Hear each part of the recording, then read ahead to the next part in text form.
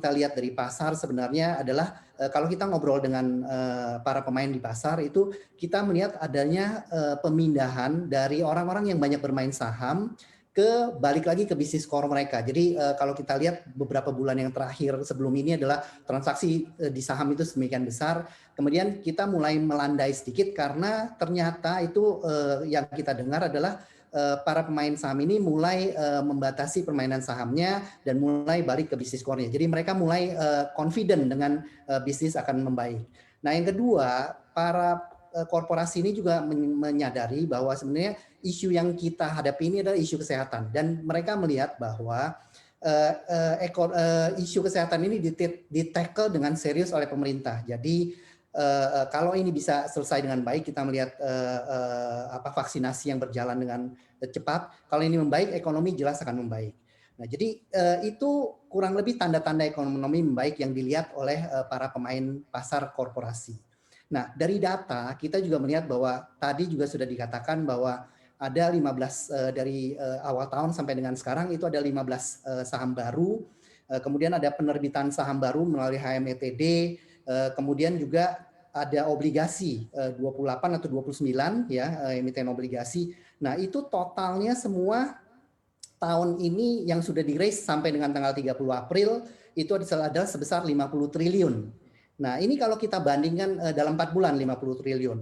Jadi itu terdiri dari saham, obligasi, penerbitan saham baru melalui HMETD dan non obligasi lainnya. Nah, kalau kita bandingkan ini dengan tahun kemarin, tahun 2020, satu full tahun penuh itu kita berhasil meraih 126 triliun di tahun 2020. Kita 4 bulan awal ini kita sudah meraih kurang lebih 50 triliun rupiah dari penerbitan obligasi dan saham baru. Nah, apa artinya? Ini artinya bahwa kita kalau kita kalikan dengan 3 itu kita akan mencapai sekitar 150 triliun untuk tahun ini. Jadi secara tren itu kita melihat itu adalah perbaikan. Kemudian kita tahu bahwa ada 15 saham baru yang sudah melantai di bursa. Nah, ini dari kabar yang kita dapat itu ada sekitar 20-an saham yang sedang berjalan yang akan datang dalam waktu dekat-dekat ini. Nah, ini kalau kita jumlahkan mulai 35. Kita melihat kemungkinan ke depannya ini bisa mencapai sampai dengan 50 emiten baru yang akan melantai di bursa. Nah, demikian juga dengan obligasi. Obligasi kita melihat sampai dengan 4 bulan pertama itu ada 29 emiten yang melakukan obligasi di pasar bursa. Ya, jadi sampai dengan nanti akhir tahun kita memperkirakan ada 60 bonds yang akan di-issue sampai dengan akhir tahun. Jadi ini sebenarnya kalau kita lihat trennya jauh membaik kalau kita bandingkan dengan tahun kemarin. Nah, dari sisi korporasi sendiri ya, artinya dari tempat saya berkarya sendiri, apa yang terjadi trennya itu adalah kalau tahun kemarin kita banyak melakukan restrukturisasi.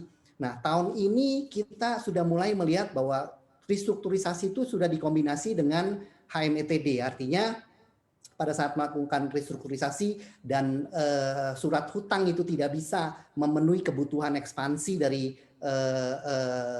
para korporasi ini, mereka mulai mencari alternatif dari sisi ekuitas untuk menambah kebutuhan dana. Nah, ini semua sebenarnya menunjukkan bahwa secara umum korporasi lebih confident atau pemain-pemain bisnis kita lebih confident ke depannya. Jangan lupa install aplikasi CNBC Indonesia yang ada di App Store dan juga Play Store untuk terus ikuti perkembangan berita dan informasi seputar bisnis yang terkini.